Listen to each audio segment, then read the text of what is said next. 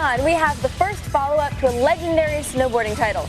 The last time we saw 1080 snowboarding was in 1998 on the N64, so it's been 5 years since this revolutionary game first appeared. Now, in the meantime, the SSX series has picked up the slack, and AMP tried to muscle in on 1080's old turf. Now, 1080 is back, and is trying to reclaim the best snowboarding game crown. Does it? Find out in our review of 1080 Avalanche.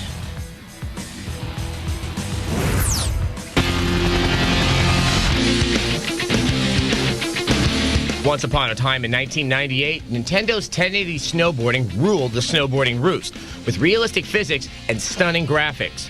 Well, it's 5 years later, and here we are with essentially the same game for the GameCube, 1080 Avalanche. Sure, the graphics have improved, but 1080 Avalanche seems like it was developed in a vacuum, away from all the great snowboarding games of the past few years. There's certainly no shortage of gameplay modes to explore. Match Race unlocks the majority of the game. Here you duel against a measly selection of 5 riders. As you complete each circuit, new boards become unlocked. You unlocked Mr. Beaks. Oh look, it's nature's little clowns. There are also gate races that help you hone your racing skills. And then there's Trick Attack, which lets you hit the board park and strut your stuff. Green air.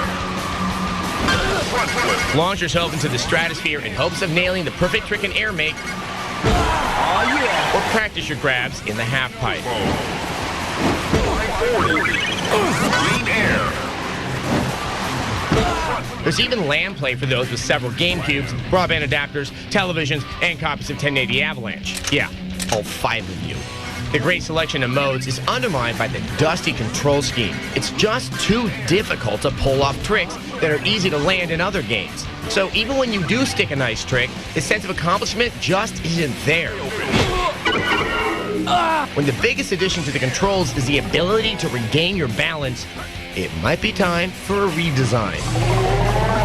As poor as the trick system is, the course design is excellent. No boring, repetitive environments here.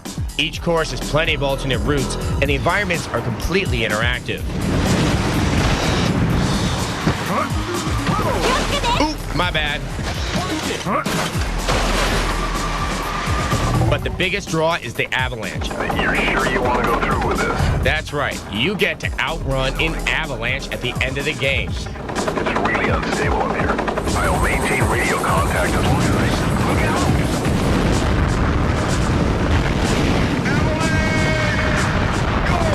It's one of the best moments in video games this year.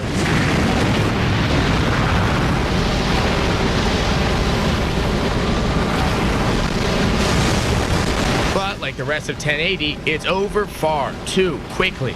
In fact, you can whip through the entire game in a handful of hours. One thing that 1080 Avalanche does do well is provide an unrivaled feeling of cruising through real snow. The powder feels like powder, and when you hit a patch of ice, you can feel the speed immediately increase. There are some things that 1080 does better than any other snowboarding game, but it's too short, and the data control scheme keeps it from greatness. For a frozen 3 out of 5. Those 5 years have passed since the first 1080 came out, and the biggest thing that's changed is the balancing system. Yeah, the Avalanche at the end is great, but overall, the return to 1080 has been a big letdown. All right, so rent it or just buy SSX3, or actually go snowboarding and get some exercise. Oh no, let's not get irrational with the exercise.